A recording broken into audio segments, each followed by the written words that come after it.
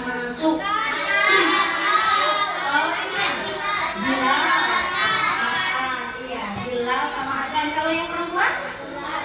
Nggak ada. Oke, kita doakan teman kita yang belum sehat dan belum sembuh bisa masuk dan kembali sehat, bergabung bersama kita lagi untuk belajar ya anak-anak ya. Oke, misalnya mau tanya nih, gimana perasaannya hari ini? Alhamdulillah luar biasa, semangat Allah Akbar. Boleh nggak kita musuh-musuhan sama teman? Boleh. Kita kan udah punya keyakinan kelas ya. Nah, keyakinan kelasnya itu siapa yang buat? Hanya Miss Emil apa anak-anak juga buat? Nah, berarti harus mematuhi keyakinan kelas yang sudah kita buat bersama. Bukunya sudah disiapkan semua di atas meja? Oke.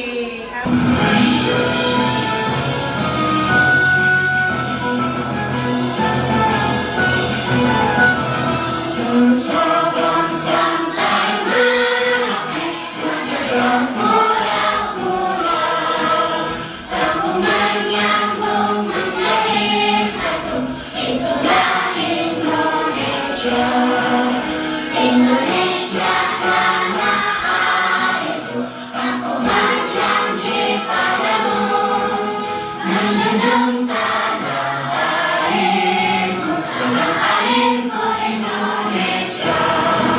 Baik, terima kasih anak-anak. Silakan duduk kembali. Hari ini kita belajar pelajaran bahasa Indonesia. Sebelum mulai belajar, Miss Emi mau tanya sih, kemarin bahasa Indonesianya kita belajar apa tuh? Yang ada cover, ada tulang buku, ada sampul depan, sampul belakang. Itu berarti kita belajar apa kemarin ya? Iya, bagian buku. Oke. Nah, hari ini juga kita mau belajar bahasa Indonesia. Nah, Miss Emil mau tanya nih sama anak-anak. Anak-anak pernah baca buku nggak? Pernah. Anak-anak juga pernah? Iya, pernah. Buku apa aja sih yang pernah kalian baca? Boleh dijawab? Apa sih? Iya, buku cerita. Apa lagi? Buku apa lagi? Buku? Iya, betul. Buku pelajaran. Iya, buku pelajaran. Kemarin Miss Emil udah bilang ya, kalau buku pelajaran itu termasuk pelajaran apa? Jenis apa nak? Non-fiksi. Hah? Non-fiksi. Non-fiksi. Kalau yang Miss pegang ini? Fiksi. Bisa nggak kalian tahu isi ceritanya? Ya, hanya melihat dari sampulnya aja. Hanya melihat dari judulnya. Enggak ya? Enggak ya? Iya. Tidak bisa, Miss. Nah, ya. Nah, hari ini Miss Emil mau mengajarkan kepada anak-anak itu tentang unsur-unsur intrinsik. Iya. Di dalam sebuah cerita itu ada unsur-unsur intrinsik, ya. Tujuannya satu, melalui kegiatan menyimak dengan seksama, anak-anak ini mampu memahami unsur-unsur intrinsik cerita dengan tepat. Yang kedua, anak-anak semua ini bisa menganalisis unsur-unsur intrinsik yang ada dalam suatu cerita dengan tepat. Miss Emil bagi dulu materinya ya. Ini boleh ditempel di buku.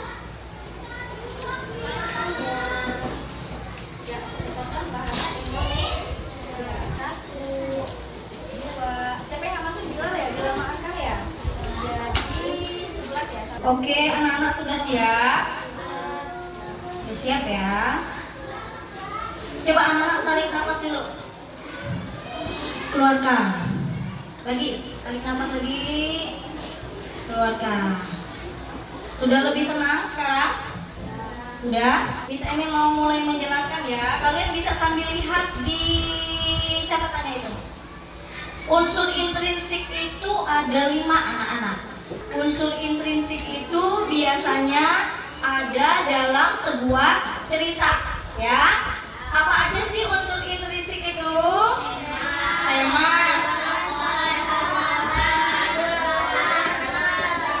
Iya, kalau tema itu gagasan yang menjadi latar belakang cerita. Yang kedua adalah tokoh itu adalah apa itu? Coba tolong dibaca. Pelaku dalam cerita. Lalu ada amanat. Amanat itu apa sih anak-anak?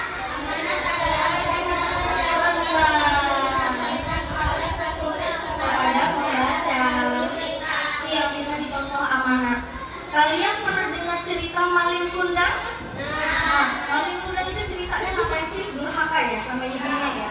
Nah, berarti pesannya apa ya yang terkandung di dalam cerita itu bahwa kita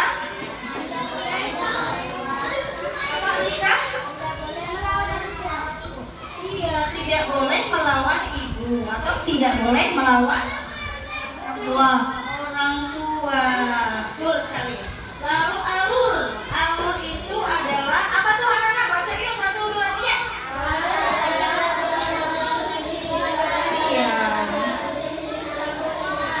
Iya, jalannya suatu peristiwa. Alur tuh ada 3 tuh. Ada alur maju, berarti itu ada 3 ya. Ya sampai di sini paham? Oke, lalu latar. Latar itu apa anak-anak? Gambaran. Iya, latar itu dibagi berapa? Latar itu dibagi jadi berapa? Jadi berapa? 3. Apa aja tuh? Pintar. Jadi ada berapa ya unsur-unsur intrinsik dalam sebuah cerita itu? Ada berapa sih? 5. Ada tadi 1 semuanya? Tema. Iya. Ini untuk lebih jelasnya. Kisah Kancil dan Buaya. Di sebuah hutan belantara yang luas, tinggallah beraneka macam satwa. Salah satunya adalah seekor kancil. Kancil yang satu ini terkenal akan kepintarannya. Selain pintar, ia juga sangat ramah. Hai bebek, asik sekali kamu berenang. Iya Kancil, air di sini sangat segar.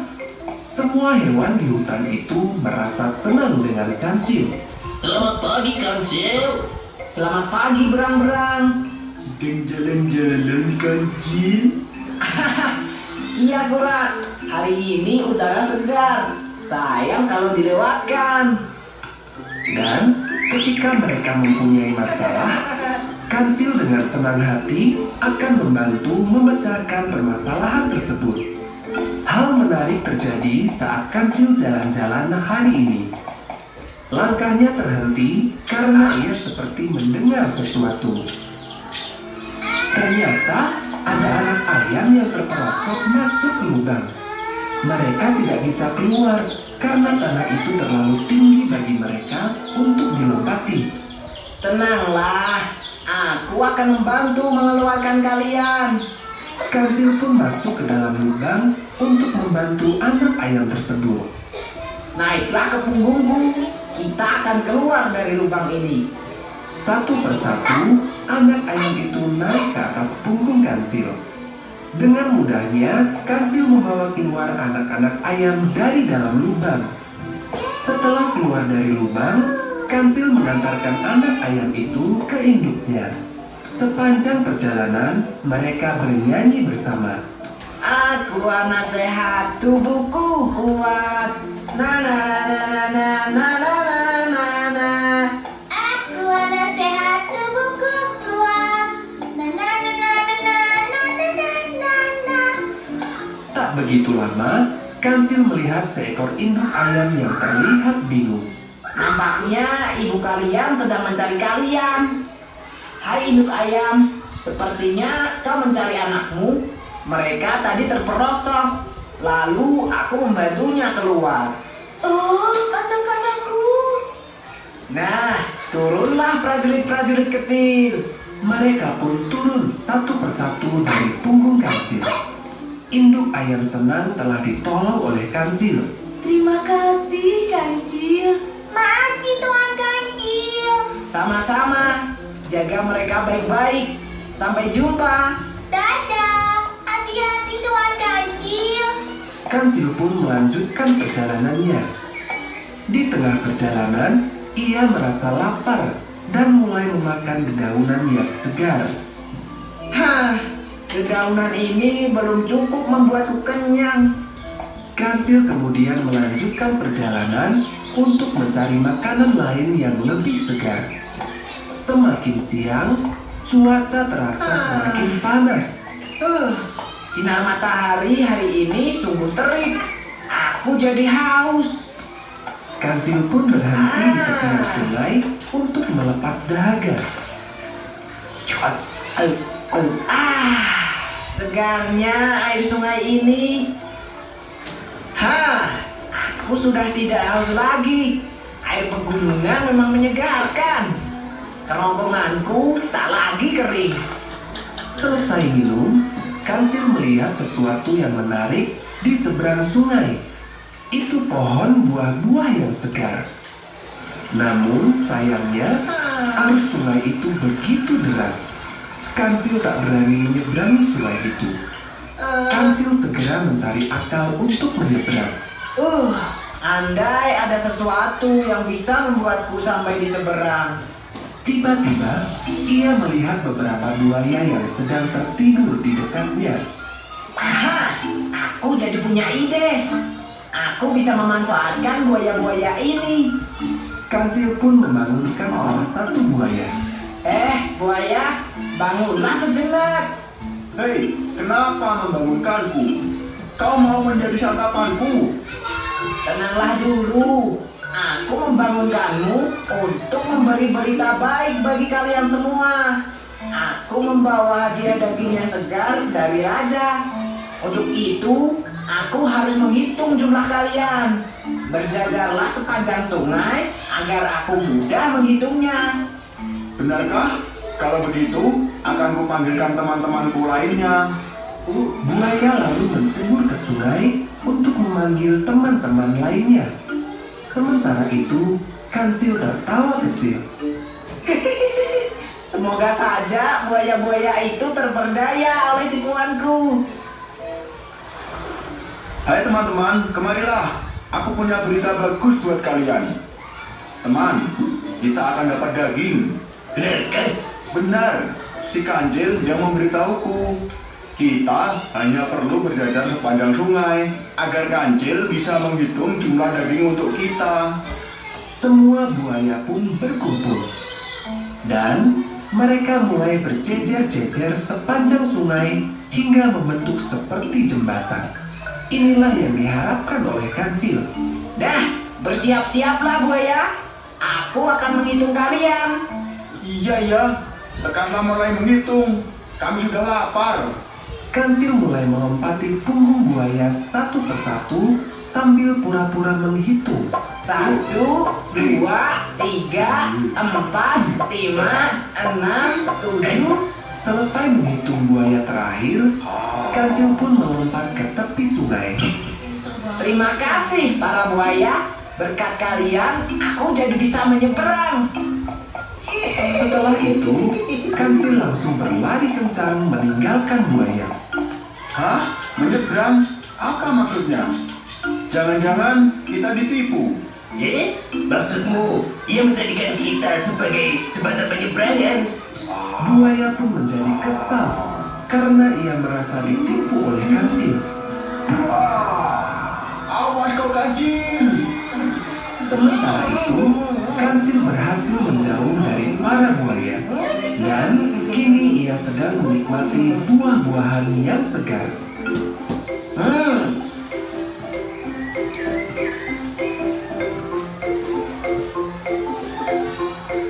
Pesan moral dari cerita ini adalah Kancil menipu buaya agar ia bisa menyeberang dan mendapatkan keinginannya. Dan buaya pun menjadi marah. Ingat ya, semua perbuatan jelek hanya akan menambah musuh. Gunakan kecerdasanmu hanya untuk hal-hal baik saja. Oke, itu cerita tentang apa tadi anak? Cerita buaya. Nah, cerita itu pasti ada unsur intrinsiknya dong ya. Nah, kita bahas ya. Kira-kira nih anak-anak, temanya apa temanya? Kecerdikan siapa? Kecerdikan dapat mengalahkan. Ya, Kecerdikan dapat mengalahkan kekuatan. iya, betul sekali.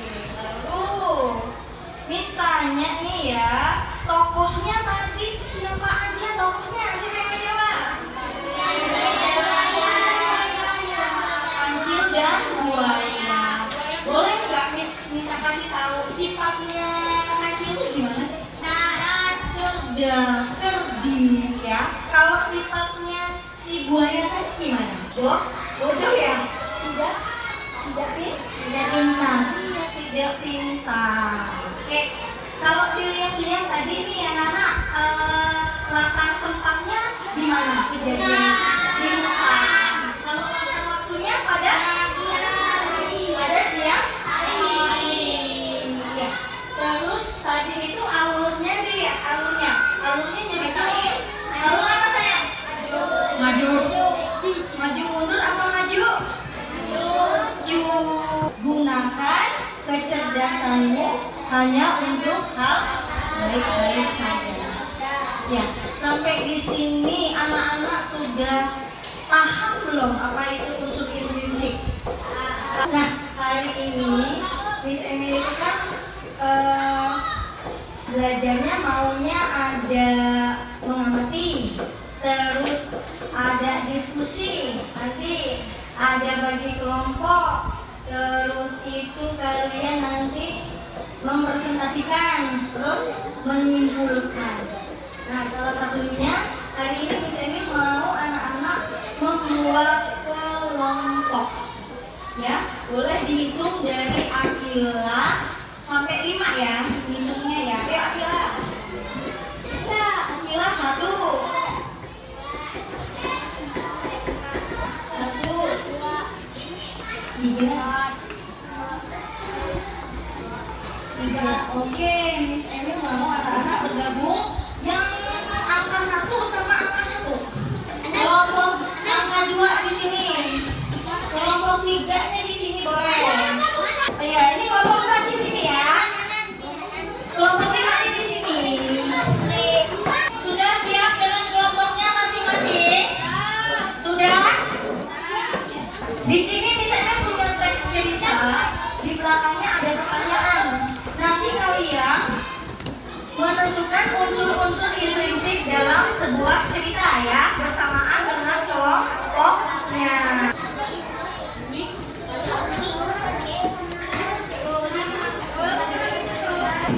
Ya, anak-anak tulis dulu namanya, nama-nama anggota kelompoknya. Nggak apa-apa, pakai nama singkat saja. Oke, anak-anak tulis dulu nama kelompoknya, tulis nama kelompoknya. Salah satu aja nggak apa-apa. Yang lainnya dibaca ceritanya ya. Miss Emil harap anak-anak bisa bekerja sama dengan temannya untuk menemukan jawaban. Boleh di sampingnya itu boleh di bawahnya boleh ya. Dibaca. Ya. Hah?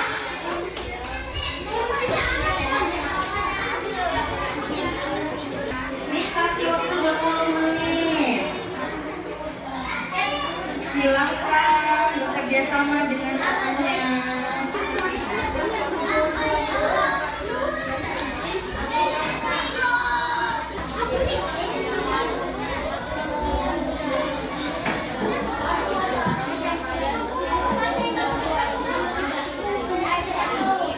Oke, sudah selesai anak-anak? Siapa kelompok yang sudah selesai? Iya, kelompok 4 berarti boleh maju dulu.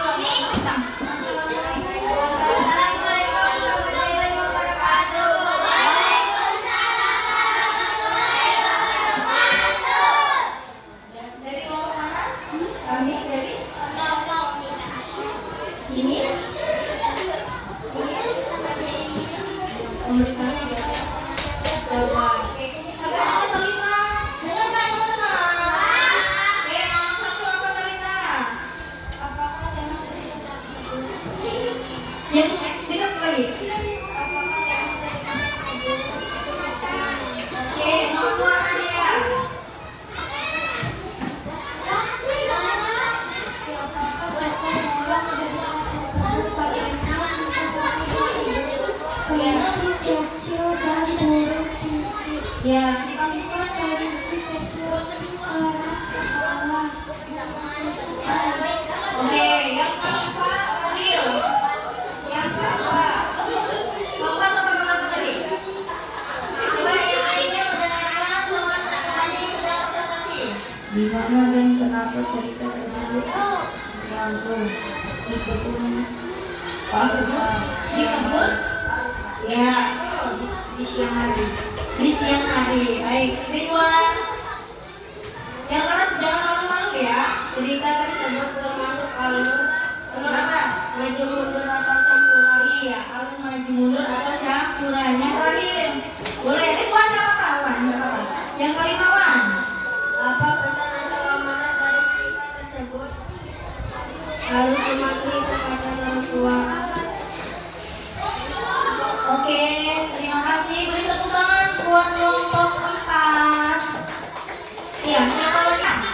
Assalamualaikum warahmatullahi wabarakatuh.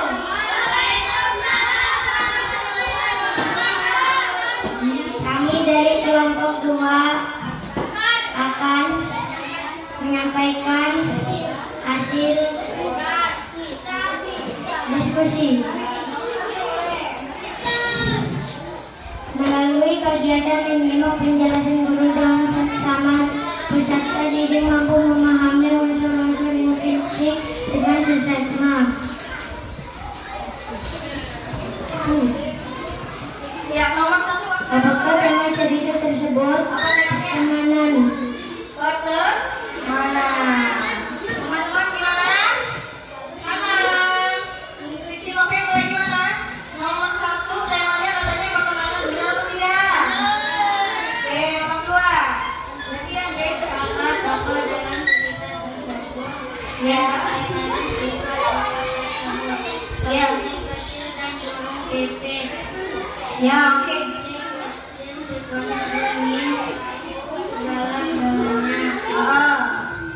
Kalau si Baik dan bijaksana. oke, terima kasih ya. Selanjutnya, ya. Nomor 3 ya, sekarang ya. Ya. Perhatian yang lainnya. Yang lainnya. Langsung di siang hari dan di kebun Pak. Ya, baik. Selanjutnya. Cerita tersebut alur campuran atau alur sambungan. Iya, oke. Terakhir lagi ya. Apa pesan atau amanat dari cerita Perhatiannya. Iya, oke, baik. Beri tepuk tangan buat kelompok 3. Terima kasih ya. Nomor 1 tadi temanya tentang apa? pertemanan? Pertemanan. Ya, pegang dulu, pegang. Ini kita bahas sama-sama. Siapa tokoh dalam cerita tersebut dan bagaimana sifat tokoh tersebut? Dan kelinci kecil. Ya, betul. Tokohnya ya, bagaimana dengan sifatnya? Bagaimana dengan sifatnya? Burung, salah. Kelinci kecil gimana sifatnya? Kalau si burung ini gimana? Oke. Di mana dan kapan cerita tersebut berlangsung? Di mana? Iya, di siang hari di kebun Pak Dusta. Alurnya apa? Benar. Pesan atau amanatnya apa tadi yang kalian baca?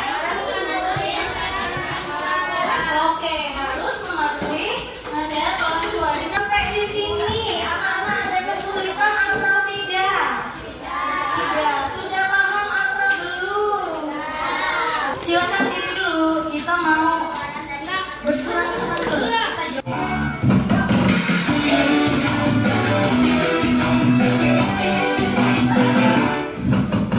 Kita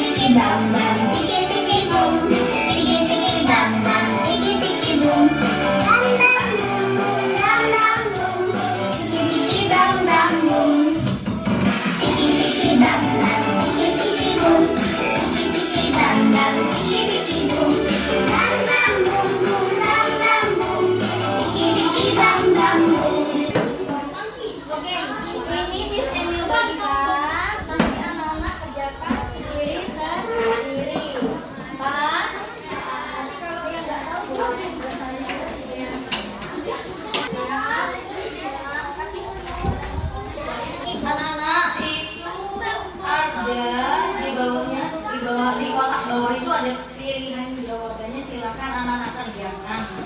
Ada di tabelnya, kamu mana? Ya. Iya, satu aja. Nah, nomor 2, siapa yang mau? Oke, boleh. Ya. 2 ya. Tokoh yang umumnya muncul beberapa kali dalam cerita dan menjadi pendukung tokoh utama. Coba kita lihat ya. Betul. Ada perempuan, siapa yang mau coba? Pelaku dalam cerita. Sebutnya apa? Diza mau pilih yang mana? Oh, ternyata. Oke, kita lihat ya. Oke, benar jawaban Diza. Terakhir, boleh. Kan saya udah bilang. Fabel merupakan jenis dari cerita. Ya. Oke. Kita lihat ya. Oke, skornya 10 ya. Baik, terima kasih anak-anak ya. Anak-anak, jadi kita kali ini kesimpulannya belajar apa tadi ya? Belajar apa nih barusan kita? Unsur intrinsik. Ada berapa unsurnya? 5. Apa aja sebutin?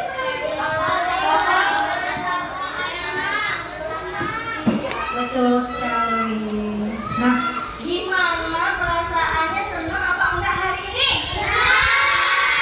Anak-anak, Miss Emil cukupkan sampai sekian ya bahasa Indonesianya ya.